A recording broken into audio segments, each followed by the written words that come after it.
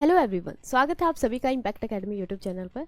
तो आज हम करने वाले हैं हमारी फोर्थ क्लास। लास्ट जो क्लास हुई थी हमारी थर्ड, उसमें सम टेक्निकल इशू की वजह से वो जो है कंप्लीट एक तरीके से नहीं हो पाई थी। ठीक है, तो उसमें जो क्वेश्चन हमारे बचे थे तो उसको हम आज जो है कंटिन्यू करते हैं। ठीक है, तो चलिए स्टार्ट करते हैं आज की हमारी क्लास को। राइट, देखिए क्वेश्चन नंबर 10 है आपके पास। The wave is associated with matter. ये कह रहा है कि वेव जो है एसोसिएट होती है मैटर के साथ। व्हेन इट इज स्टेशनरी, क्या मैटर स्टेशनरी होगा तभी उसके साथ वेव एसोसिएट होगी, या फिर जब वो मोशन में होगा और कुछ वेलोसिटी होगी उसकी, या फिर मोशन में होगा और वेलोसिटी ऑफ लाइट से ही मूव करेगा, या फिर नन ऑफ दीज। ये हमारे पास डी ब्रोगली के अकॉर्डिंग ये बात कंफर्म है कि हर एक मटेरियल पार्टिकल क्या करता है, अपने साथ एक वेव एसोसिएट करता है। और उसकी वेवलेंथ जो है वो उन्होंने बताई थी, that wavelength is depends on the momentum. किस पे डिपेंड करती है वो? मोमेंटम के ऊपर डिपेंड करती है। ठीक है ना, पी के ऊपर, मोमेंटम के ऊपर डिपेंड करती है, क्योंकि एच हमारा क्या है यहाँ पे? Constant.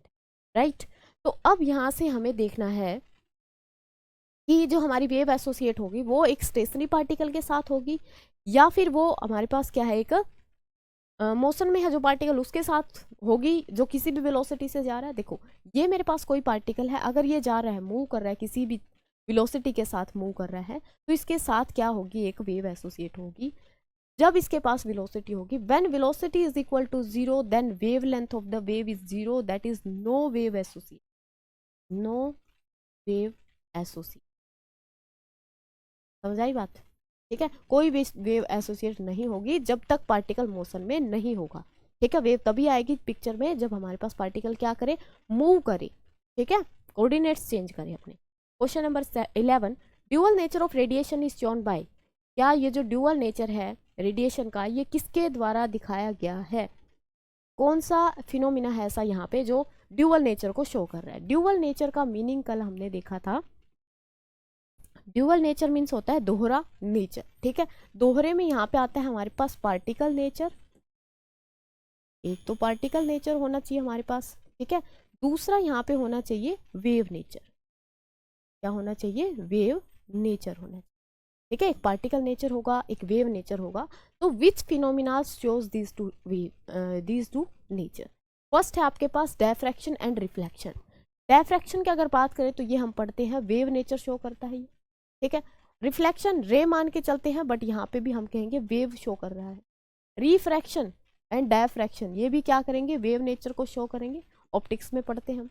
Photo electric effect alone, alone अगर बोलता है तो ये क्या शो करता है? ये सिर्फ पार्टिकल नेचर शो करता है।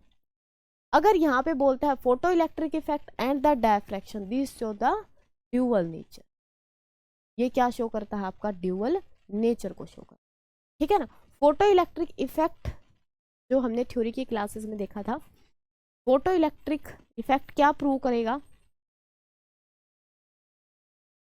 Photo electric effect shows the या प्रूव दैट पार्टिकल नेचर, कि हर एक जो वेव है, लाइट वेव है, ये मैं कंप्लीट यहाँ पे लिख देती हूँ, पार्टिकल नेचर ऑफ फोटोन। भी फोटोन जो है वो एक पार्टिकल की तरह बिहेव करते हैं, ये इन्होंने बताया था। डायफ्रैक्शन की बात करें तो डायफ्रैक्शन, जैसे कि डायफ्रैक्शन वो फिनोमिना है जब लाइट क्या करती है? एक ऑब्स्टेकल के कॉर्नर से टकरा के और एक पैटर्न बनाती है, एक पैटर्न में मतलब बिखर जाती है, उसको हम डायफ्रैक्शन बोलते हैं, after striking to the corner of the obstacle. तो डायफ्रैक्शन तभी होता है जब हमारे पास, देखो डायफ्रैक्शन में क्या होगा बेसिकली, इस तरीके से ये मान लो हमारा डोर है। ठीक है, तो यहाँ पे क्या होंगे? थोड़े थोड़े हमें बैंड देखने को मिलेंगे।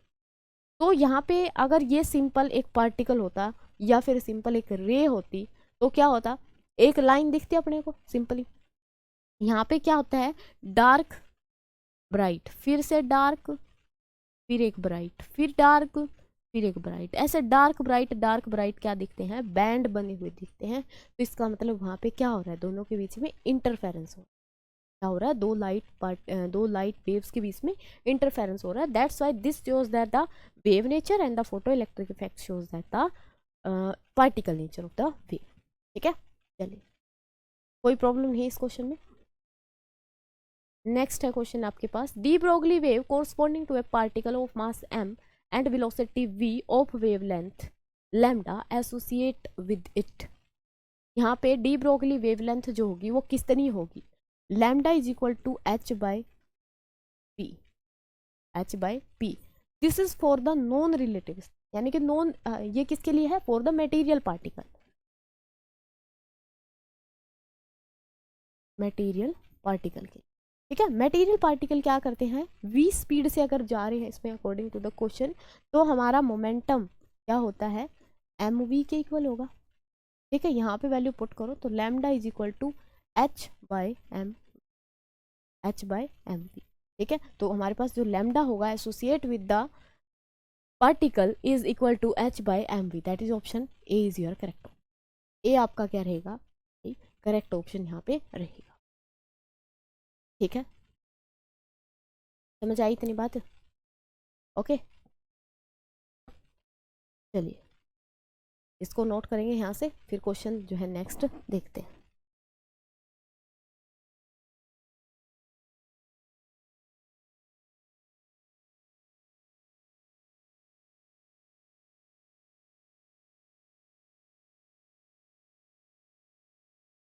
ओके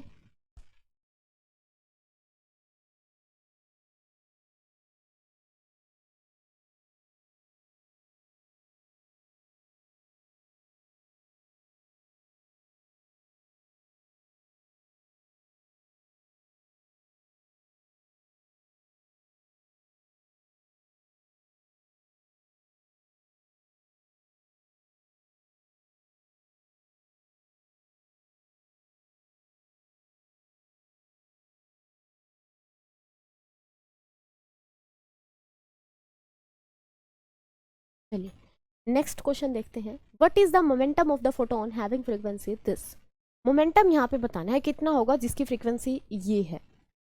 फ्रीक्वेंसी अगर गिवन है, frequency is knew that is 1.5 into 10⁻13 hertz.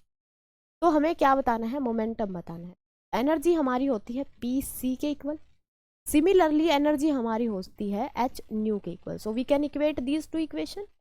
अगर इक्वेट करते हैं तो h nu is equal to p into c, momentum हमें यहाँ से निकालना है that is h nu by c, ठीक है। वैल्यू पुट करोगे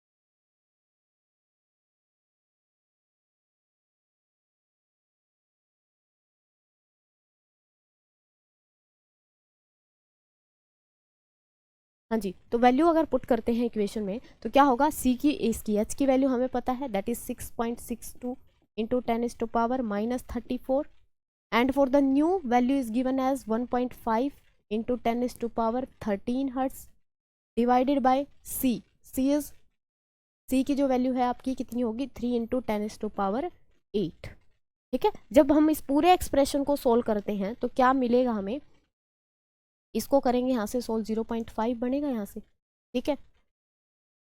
तो ये बनेगा आपका 662 इंटू 5, 3 जीरो यहाँ से आएंगे नीचे, 3 इसके साथ मर्ज आउट करेंगे तो ये 11 हो जाएगा, -11 -34 और +13, यही है, इतना ही है, ठीक है।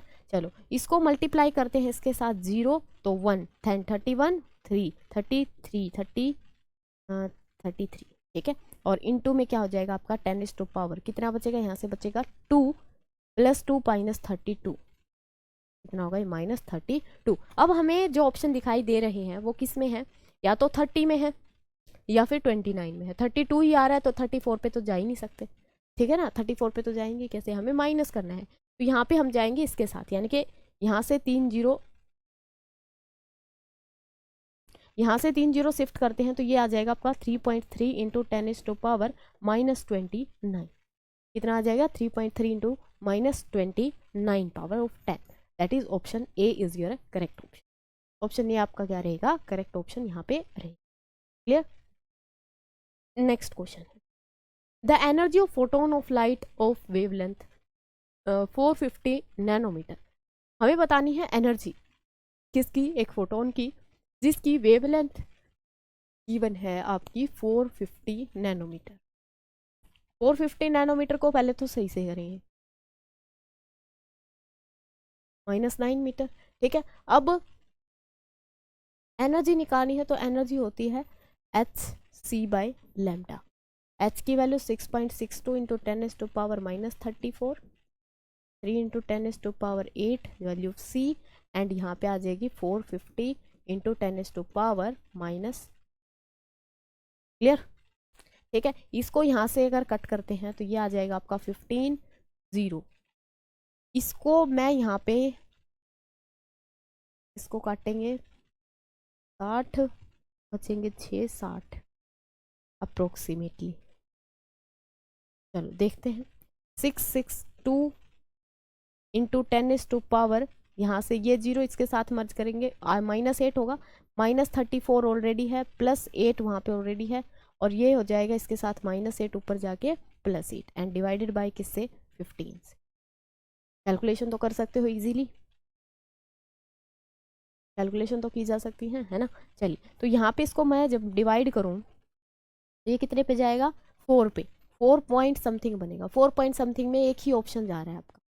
ठीक है, यहाँ से देखेंगे तो ये बनेगा 16, इसमें से 16 को माइनस करेंगे तो ये जाएगा यहाँ पे कुछ वैल्यू आपकी, और यहाँ पे 10⁻, बनेगी 18 something, 18 19 approximately. This answer will be correct.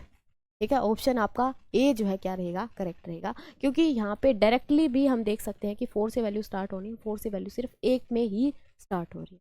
ठीक है, तो पूरी कैलकुलेशन हमें करने की जरूरत नहीं पड़ेगी। ठीक है, चलिए next question. Kinetic energy of an electron gets tripled, then the de Broglie wavelength associated with it change by a factor. अगर काइनेटिक एनर्जी किसी पार्टिकल की 3 गुना हो जाती है तो उसकी जो वेवलेंथ है वो किस तरीके से वेरी करेगी, ये आपको बताइए क्या आएगा आंसर इसका,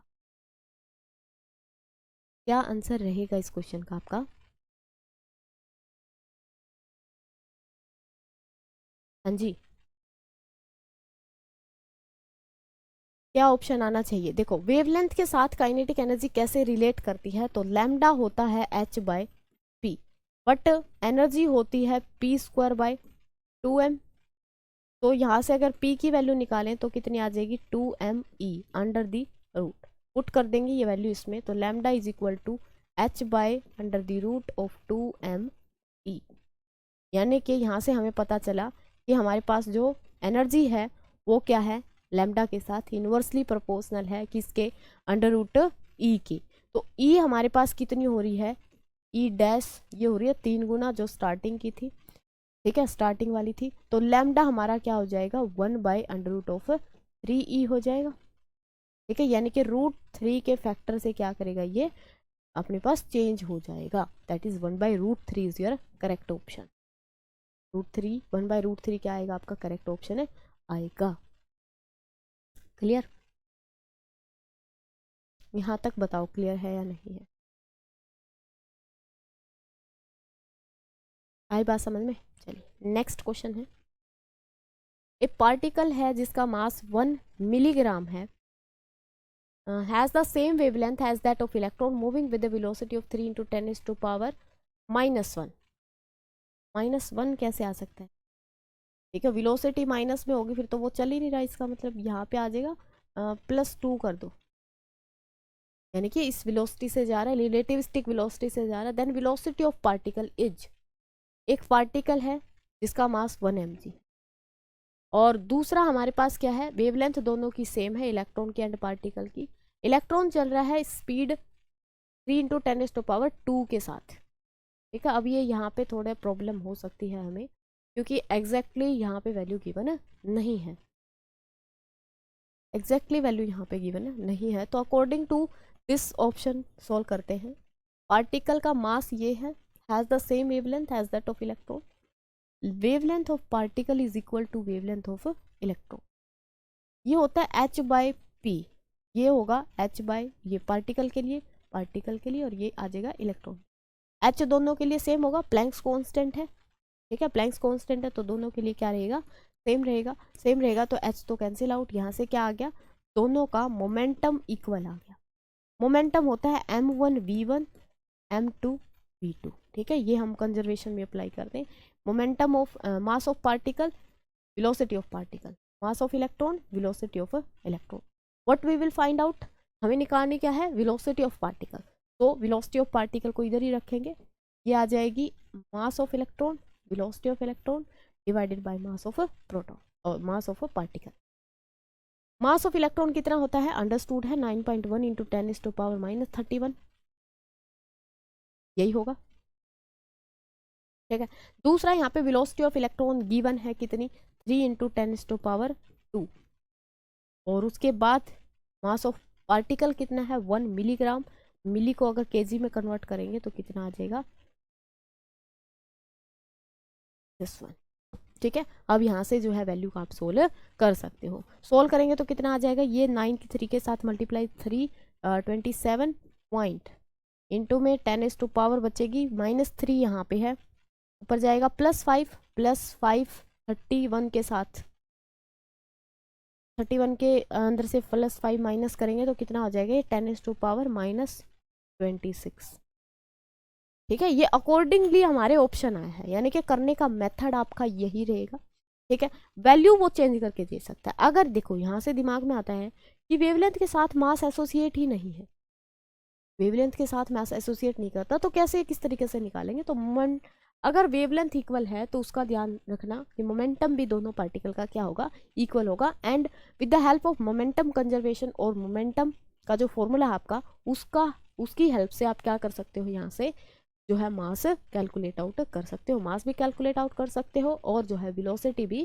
कैलकुलेट आउट कर सकते हो, ठीक है ना बात, ठीक है। चलो तो नोट कर देंगे इस क्वेश्चन को फटाफट।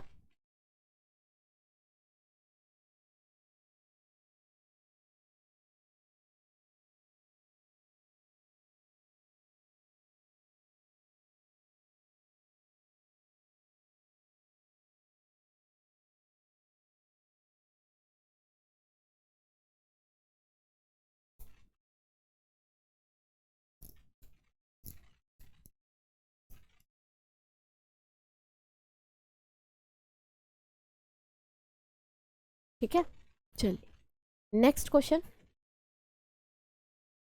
If an electron and a photon propagate in the form of wave having the same wavelength, it implies that they have the same। ये कह रहा है कि एक इलेक्ट्रॉन है हमारे पास, एक फोटोन है, वो दोनों क्या कर रहे हैं, प्रोपेगेट कर रहे हैं with the same in the form of a wave having the same wavelength. दोनों की वेवलेंथ क्या है, सेम है।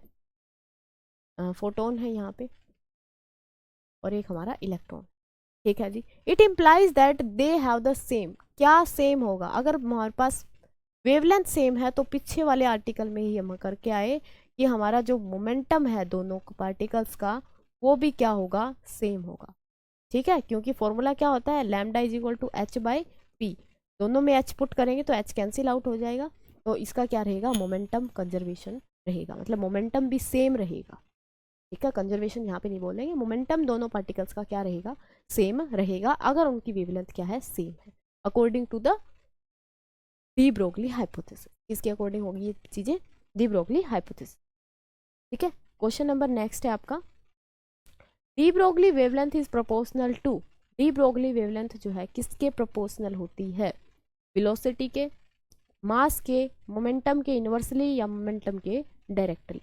बताओ यहाँ से, बताओ क्या यहाँ पे आपका रहेगा ऑप्शन कि किसके ऊपर डिपेंड करती है।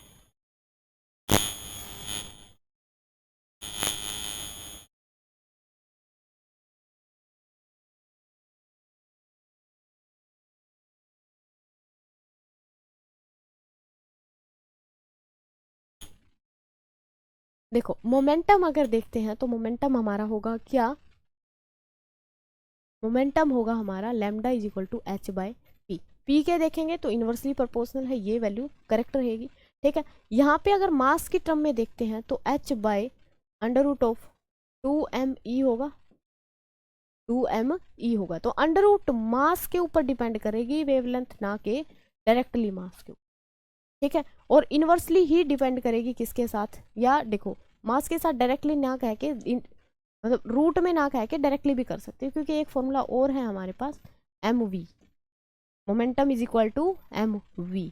ठीक है, तो लैम्डा हमारा होगा इन्वर्सली टू मास, लैम्डा हमारा होगा इन्वर्सली टू वेलोसिटी, लैम्डा होगा inversely to under root of E, और लैम्डा होगा इन्वर्सली टू मोमेंटम। ठीक है, तो ये सारे रिलेशन यहाँ पे आपको पता होने चाहिए। ठीक है, ये सारे रिलेशन जो है पता होने चाहिए। क्लियर बात? ठीक है, चलिए नेक्स्ट देखते हैं। The de Broglie wavelength lambda associate with an electron having the kinetic energy E is given by the expression। या यही क्वेश्चन यहाँ पे मैंने नहीं बताया अभी। अगर मेरे पास काइनेटिक एनर्जी के टर्म्स में पूछा जाता है या एनर्जी की टर्म में अगर पूछा जाता है कि क्या रहेगा अपना, तो lambda is equal to h under the root of 2m e रहेगा। कितना होगा? अगर ये कह रहा है कि एक अपने पास क्या है, वेवलेंथ लैम्डा है, de Broglie wavelength, associate with an electron having the kinetic energy e, that expression is comes out to be under the root of 2m। ठीक है, 2m ई। क्लियर? तो यहाँ से आपका ऑप्शन जो है ए क्या रहेगा, करेक्ट रहेगा। ए ऑप्शन आपका क्या रहेगा यहाँ से, करेक्ट रहेगा। क्लियर? चलिए जी नेक्स्ट क्वेश्चन है। De Broglie wavelength associated with the particle of mass m having with velocity v। मास की और वेलोसिटी के टर्म्स में बताना है कि डी ब्रोगली वेवलेंथ क्या होगी। तो करिए इसका आंसर क्या रहेगा सभी बच्चे, सभी करेंगे इसका आंसर।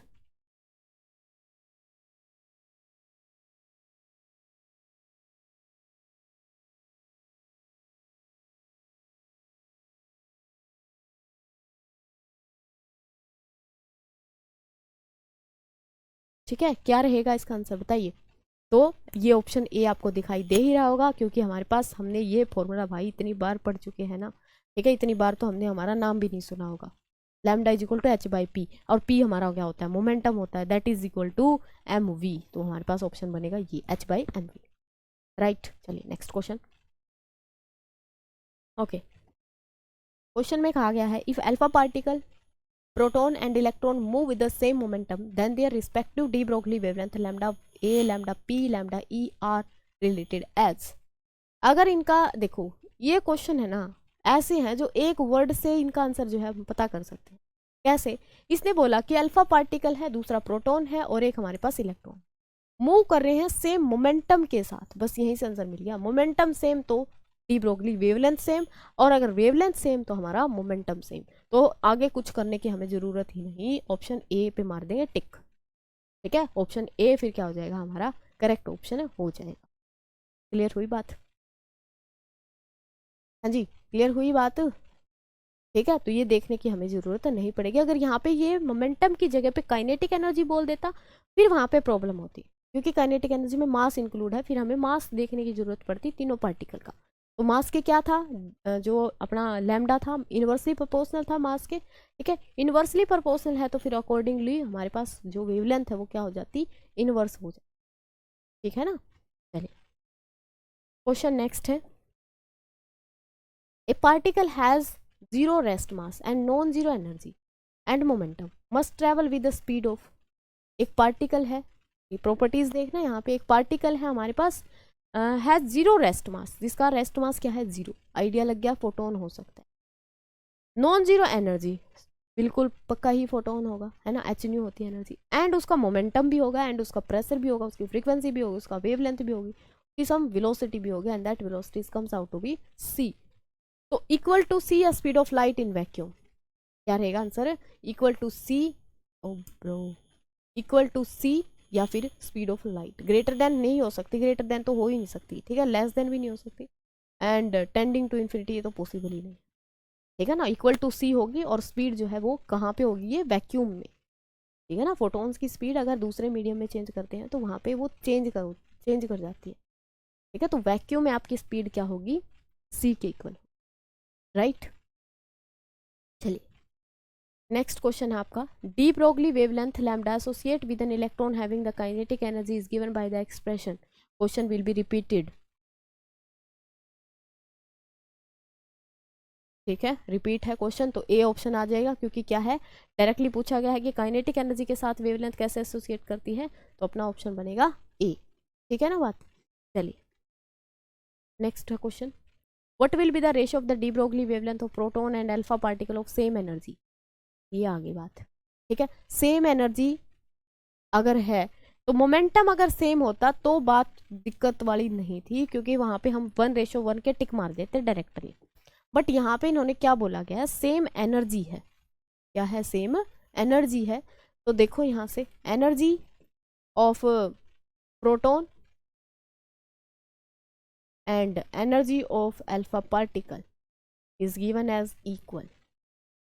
ठीक है, ये दोनों एनर्जीज क्या है, इक्वल गिवन है। तो इनका मास जो है, मास डिफरेंस कुछ होता है या नहीं होता।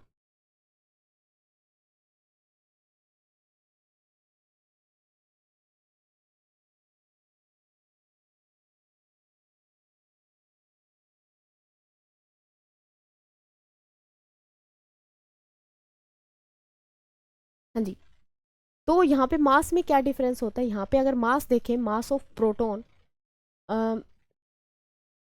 और मास ऑफ अल्फा पार्टिकल। ठीक है, अल्फा पार्टिकल क्या है, alpha particle basically the helium nucleus, and alpha particle का मास जो है 4 टाइम्स होगा किसके, मास ऑफ प्रोटॉन की, मास ऑफ प्रोटॉन के।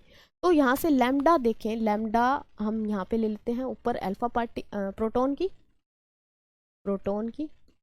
और लैम्डा नीचे आ जाती है आपके पास अल्फा पार्टिकल की। ठीक है, तो ये होगा h बाय, कुछ ऐसा ही होगा, h by under the root of m 2m e, h by under the root of 2m e। यहाँ पे मास आएगा अल्फा पार्टिकल का, यहाँ पे आएगा प्रोटॉन का। ठीक है, इसको मैं थोड़ा जस्ट सिंप्लीफाई करूँ तो ये कुछ इस तरीके से बनेगा, h से h कैंसिल आउट हो जाएगा। ठीक है, ये वाली चीज ऊपर जाएगी, फ्लिप करेगी ना, तो under the root 2 mass of electron energy divided by under the root 2 mass of proton energy. अब 2 से 2 कैंसिल आउट हो जाएगा, एनर्जी सेम है दोनों की, तो ये कैंसिल आउट हो जाएगी। बचेगा क्या आपके पास, that is under the root of mass of alpha to the mass of proton. Alpha particle का मास क्या है, 4 टाइम है प्रोटॉन के, तो ये हो जाएगा 4 time mass of proton to the mass of proton. Mass of proton से कैंसिल आउट किया जाएगा 2:1। क्या कोई ऐसा ऑप्शन आपको दिखाई दे रहा है, बिल्कुल, कितना होगा 2:1। ठीक है, कितना हो जाएगा ये आपका 2:1, राइट। यहां तक बताओ क्लियर हुई बातें या नहीं हुई। ठीक है, चलिए यहां तक सभी को क्लियर है। ओके, नाउ नेक्स्ट क्वेश्चन है, de Broglie hypothesis treats electron as a, de Broglie wavelength में जो नेचर है वो कौन सा प्रूव किया जाता है, अगर कि इलेक्ट्रॉन को क्या माना जाता है उसके अंदर, की पार्टिकल है, वेव है, दोनों ही है, या नन ऑफ दीज है। यानी कि जैसे हमने बताया photo electric effect just show that the photon is a particle, यानी कि वो लाइट का या वेव का पार्टिकल नेचर शो करता है। यहाँ पे पूछा गया है कि डी ब्रोगली वेवलेंथ जो हम बताते हैं उसमें जो इलेक्ट्रॉन है वो क्या माना, मतलब क्या ट्रीट करते हैं उसको, पार्टिकल मानते हैं इलेक्ट्रॉन को या फिर एक वेव मानते हैं। में क्या माना जाता है, वेव माना जाता है। यानी कि जो डी ब्रोगली हाइपोथेसिस है ये क्या करता है, मेटीरियलिस्टिक पार्टिकल जितने भी हैं उनके साथ एक वेव एसोसिएट होती है, तो उनका ये पार्टिकल का वेव नेचर शो करता है।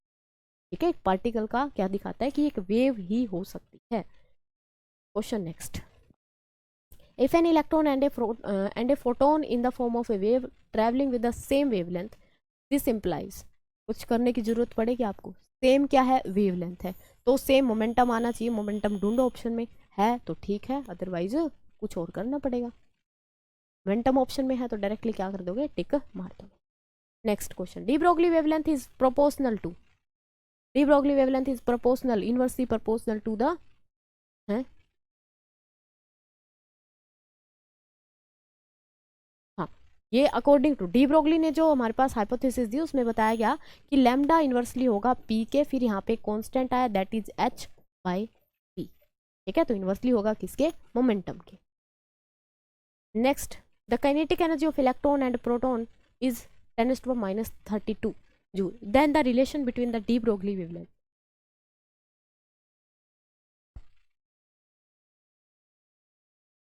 क्या बताना है यहाँ पे, डी ब्रोगली वेवलेंथ का रिलेशन बताना है, क्या होगा।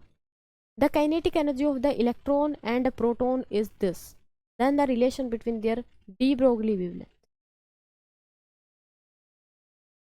यहाँ पे अगर डी ब्रोगली वेवलेंथ हमें कंपेयर करनी है ना, तो दोनों की एनर्जी गिवन होनी चाहिए। एनर्जी हमारे पास एक ही है, यानी कि क्वेश्चन में मिस्टेक है, बाद में देखेंगे इसको, ठीक है। Lambda e, lambda p, lambda e are, alpha are the de Broglie wavelength of electron, proton and alpha particle, ठीक है। If all they are accelerated by the same potential, same potential के साथ एक्सेलरेट करने का मतलब है they have the same momentum, that means यहाँ पे पूछ रहा है कि देन क्या होगा। अच्छा अच्छा, ठीक बात है। अगर ये सेम पोटेंशियल में मूव कर रहे हैं तो पोटेंशियल का भी एक रिलेशन होता है वेवलेंथ के साथ, जो कि डी ब्रोगली के बिल्कुल लास्ट में आपने ये वाला फॉर्मूला देखा होगा, लैम्डा इज इक्वल टू 12.27, ये हम निकालते हैं इलेक्ट्रॉन के लिए, ठीक है। यहाँ पे आता है नैनोमीटर, नहीं इलेक्ट्रॉन वोल्ट एंगस्ट्रॉम, ठीक है। ये हम वैल्यू निकालते हैं फॉर इलेक्ट्रॉन। तो इस वाले एक्सप्रेशन में ही पोटेंशियल जो है किस तरीके से रिलेट करता है, तो इसका आंसर आप लोग दोगे, ठीक है। इस क्वेश्चन का आंसर जो है आप लोगों ने करना है, अगर आपको ये रिलेशन ध्यान है तो ही इसका आंसर कर पाओगे, अदरवाइज जो है नेक्स्ट क्लास में हम इसको डिस्कस कर भी लेंगे, राइट। तो चलिए मिलते हैं नेक्स्ट क्लास में विद दिस चैप्टर ऑल्सो, ठीक है ना। तो तब तक के लिए टाटा बाय बाय, मिलते हैं नेक्स्ट क्लास।